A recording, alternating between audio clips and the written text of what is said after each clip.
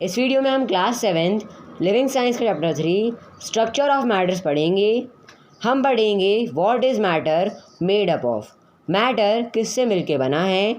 Ancient times के great Indian says Canada, says यानी कि साधु, शायद पहले पर्सन होंगे जिन्होंने बताया कि सारे मैटर बहुत छोटे पार्टिकल से मिलकर बने हैं।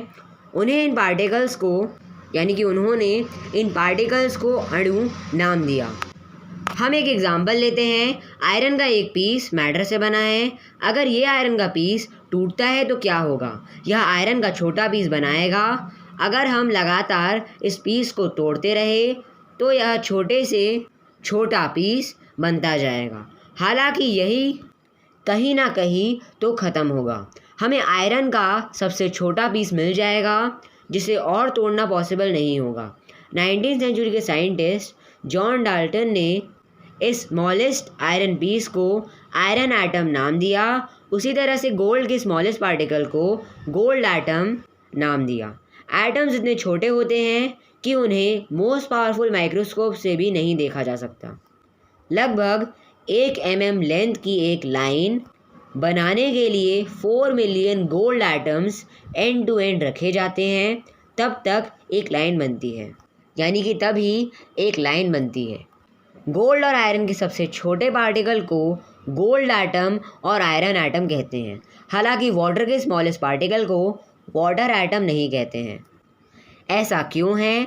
ऐसा इसलिए है क्योंकि वाटर 2 डिफरेंट एटम से मिलके बना है, ऑक्सीजन और हाइड्रोजन। वाटर का स्मॉलेस्ट पार्टिकल हाइड्रोजन के 2 एटम्स और ऑक्सीजन के 1 एटम से बना है और ये वाटर का एक मॉलिक्यूल बनाते हैं। पेज 26। अब एलिमेंट और कंपाउंड्स पढ़ते हैं।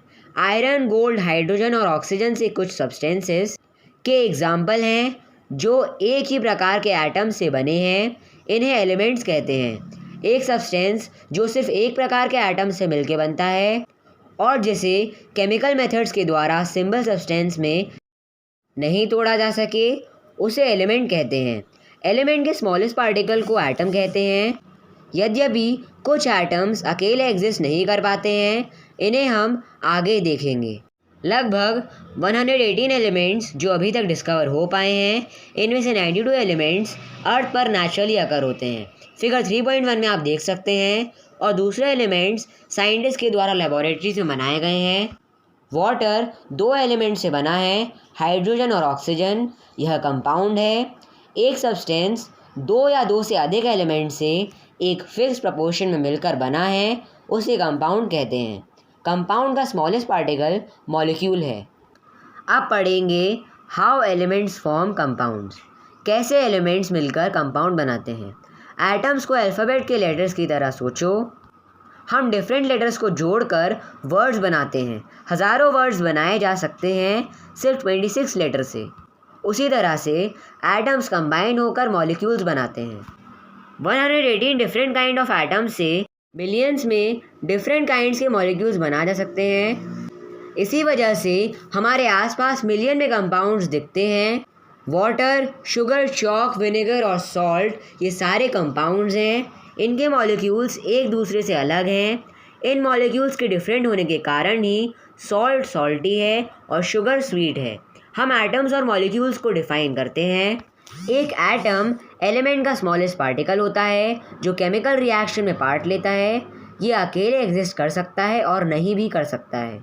एक मॉलिक्यूल एलिमेंट या कंपाउंड का स्मॉलेस्ट पार्टिकल है जो नॉर्मली इंडिपेंडेंटली एग्जिस्ट करता है। यह बहुत फैसिनेटिंग है, यानी कि आकर्षित करने वाला है, ये देखना कि हाइड्रोजन और ऑक्सीजन के एटम्स कंबाइन होकर वाटर बनाते हैं जो कि लिक्विड है, या 2 पॉइजनस सब्सटेंसेस के एटम्स कंबाइन होकर सॉल्ट बनाते हैं जो हम डेली यूज़ करते हैं। अब अकरेंस पढ़ते हैं। बहुत सारे एलिमेंट में टेंडेंसी होती है कि वे कंबाइन होकर कंपाउंड्स बनाते हैं। ये एलिमेंट्स फ्री स्टेट में नहीं मिलते हैं, ये सिर्फ कंबाइंड स्टेट में ही मिलते हैं, कंपाउंड के फॉर्म में। बहुत कम एलिमेंट्स फ्री स्टेट में मिलते हैं। उनमें से कुछ हैं ऑक्सीजन, नाइट्रोजन और गोल्ड। बहुत से प्योर एलिमेंट्स एक कंपाउंड के टूटने से, यानी कि टूटने के बाद, उनके कॉन्स्टिट्यूएंट एलिमेंट्स के द्वारा मिलते हैं। कॉन्स्टिट्यूएंट यानी कि कंपोनेंट। जैसे ऑक्सीजन और हाइड्रोजन पानी के इलेक्ट्रोलाइसिस से मिलते हैं। वाटर मॉलिक्यूल में जब हम करंट पास करते हैं तो हाइड्रोजन और ऑक्सीजन मिलते हैं। अब कंपाउंड्स की प्रपोर्शन पढ़ेंगे।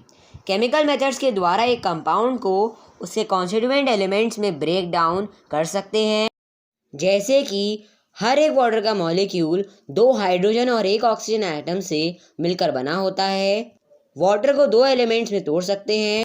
जब पानी में से इलेक्ट्रिसिटी पास करते हैं तो हमें हाइड्रोजन और ऑक्सीजन मिल सकते हैं। एक कंपाउंड में हमेशा सेम एलिमेंट एक फिक्स रेशो में केमिकली कंबाइन होते हैं। वो कहीं से भी लिए गए हों पर उनका रेशो फिक्स होता है। अगर वाटर की बात करते हैं तो हाइड्रोजन और ऑक्सीजन का रेशो हमेशा 2:1 ही होगा वॉल्यूम में। शुगर एक कंपाउंड है जिसमें कार्बन, हाइड्रोजन और ऑक्सीजन है। इसका मॉलिक्यूल कार्बन के 12 एटम, हाइड्रोजन के 22 एटम और ऑक्सीजन के 11 एटम कंटेन करता है। इसका प्रपोर्शन 12:22:11 ही होगा। आप कहीं की भी शुगर लोगे तो भी प्रपोर्शन सेम होगा। एक कंपाउंड की प्रॉपर्टीज़ उसके कॉन्स्टिट्यूएंट एलिमेंट से डिफरेंट होती है। जैसे कि वाटर यानी कि लिक्विड की प्रॉपर्टीज़ उसके कॉन्स्टिट्यूएंट एलिमेंट्स हाइड्रोजन और ऑक्सीजन एलिमेंट्स से डिफरेंट होते हैं। वाटर आग को बुझा देता है और हाइड्रोजन जलता है और ऑक्सीजन आग को जलाने में सपोर्ट करता है। अब मिक्सचर पढ़ते हैं। जब 2 या 2 से अधिक एलिमेंट्स या कंपाउंड्स एक साथ मिक्स किए जाते हैं और कोई केमिकल चेंज नहीं होता है तो हमें एलिमेंट्स या कंपाउंड्स का मिक्सचर मिलता है। मिक्सचर में कोई नया मॉलिक्यूल फॉर्म नहीं होता है। जब 2 या 2 से अधिक एलिमेंट्स या कंपाउंड्स साथ लाए जाते हैं तो वो हमेशा केमिकली रिएक्ट नहीं करते हैं। पहला तो ये है कि सारे एलिमेंट्स या कंपाउंड्स एक दूसरे के साथ रिएक्ट नहीं करते हैं। दूसरा, जब फेवरेबल कंडीशंस नहीं होगी तब वे एक दूसरे से रिएक्ट नहीं कर सकते हैं। या हम कह सकते हैं कि फेवरेबल कंडीशंस में एक दूसरे से रिएक्ट करेंगे। जैसे कि कुछ कंपाउंड्स को एक दूसरे के साथ हीट करना पड़ेगा तब वे रिएक्ट करेंगे। कुछ को पानी में डिसॉल्व करना पड़ता है उनके रिएक्ट होने के लिए। अब डिफरेंस बिटवीन कंपाउंड और मिक्सचर पढ़ते हैं। हमारे आसपास के ज़्यादातर सब्सटेंसेस मिक्सचर हैं। एयर बहुत सारे गैसेस का मिक्सचर है। यहाँ तक कि टैप वाटर भी एक मिक्सचर है। इसमें बहुत सारे कंपाउंड्स मिले रहते हैं। 2 या 2 से अधिक एलिमेंट्स या कंपाउंड्स को किसी भी रेशो में मिक्स करते हैं तो मिक्सचर मिलता है और कंपाउंड में एलिमेंट्स हमेशा एक फिक्स रेशो में मिक्स होते हैं। चलिए हम एक्टिविटी 1 देखते हैं। एक चाइना डिश में पाउडर्ड आयरन और पाउडर सल्फर रखते हैं। इन्हें अच्छे से मिक्स करें। अब एक मैग्नेट इसके पास लाओ। फिगर 3.2 में देखते हैं। आप देखोगे कि पाउडर्ड आयरन मैग्नेट की तरफ अट्रैक्ट हो गई। तो हम मैग्नेट की हेल्प से आयरन और सल्फर को अलग कर सकते हैं। तो एक्टिविटी 1 से क्लियर है कि आयरन और सल्फर केमिकली रिएक्ट नहीं हुए थे। सल्फर और आयरन का मिक्सचर फिजिकल मेथड से सेपरेट कर सकते हैं। तो हम मिक्सचर बनाने के लिए किसी भी अमाउंट का सल्फर किसी भी अमाउंट के आयरन के साथ मिक्स कर सकते हैं एक मिक्सचर बनाने के लिए। अब एक्टिविटी 2 देखते हैं। एक चाइना डिश में 8 ग्राम सल्फर और 14 ग्राम आयरन मिक्स करेंगे और मिक्सचर को हीट करेंगे। कुछ समय बाद मिक्सचर ग्लो करने लगेगा और हीट देगा। एक ब्लैक सब्सटेंस आयरन सल्फाइड बनेगा। आयरन और सल्फर के पार्टिकल्स को अब हम सेपरेटली नहीं देख सकते हैं और अब मैग्नेट पास में लाने से कुछ नहीं होगा। आप फिगर 3.2 में देख सकते हैं। आयरन सल्फाइड के एक मॉलिक्यूल में आयरन का 1 एटम और सल्फर का 1 एटम होता है। अगर हम 20 ग्राम आयरन पाउडर और 8 ग्राम सल्फर लेते हैं और उसे हीट करते हैं तो रिएक्शन अभी भी होगा पर एक्स्ट्रा 6 ग्राम आयरन बचा रह जाएगा। 20 - 14 हमें 6 ग्राम आयरन बचा रह जाएगा। इसका मतलब कि आयरन सल्फाइड में आयरन और सल्फर हमेशा एक फिक्स रेशो में वेट यूज़ होगा। मतलब इसका रेशो हमेशा 14:8 या 7:2 होगा।